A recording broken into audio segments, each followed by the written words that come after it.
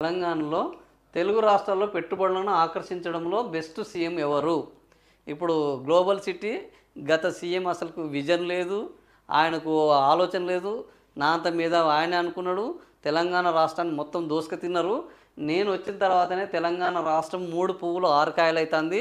Global సమ్మిట్లో ఇంకా 30,000 ఎకరాలు, 60,000 కోట్లు, 60,000 ఏంది ట్రిలియన్ల కోట్లు అవుతున్నాయి అని చెప్తే నిజంగానైనా మరి ఏమనుకుంటారని ఒకటి పెట్టాము.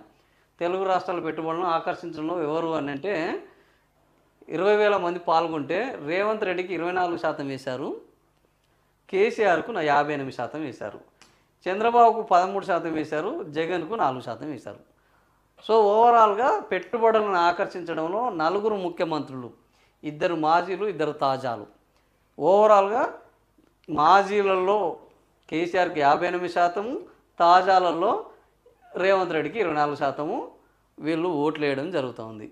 సో ఈ రకంగా కేసీఆర్ని పొద్దున లేస్తే తిట్టడం వల్ల జనాలు ఏమి కేసీఆర్ నువ్వు తిట్టంగానే ఆయన మొత్తం దోసి ఆయన నేరస్తుడు అని అనుకునే పరిస్థితుల్లో లేరు. ఇప్పటికీ 58%, 24 కంటే 48 కంటే కూడా నీకంటే డబల్కి ఇంకా 10 ఎక్కువనే ఉన్నారు.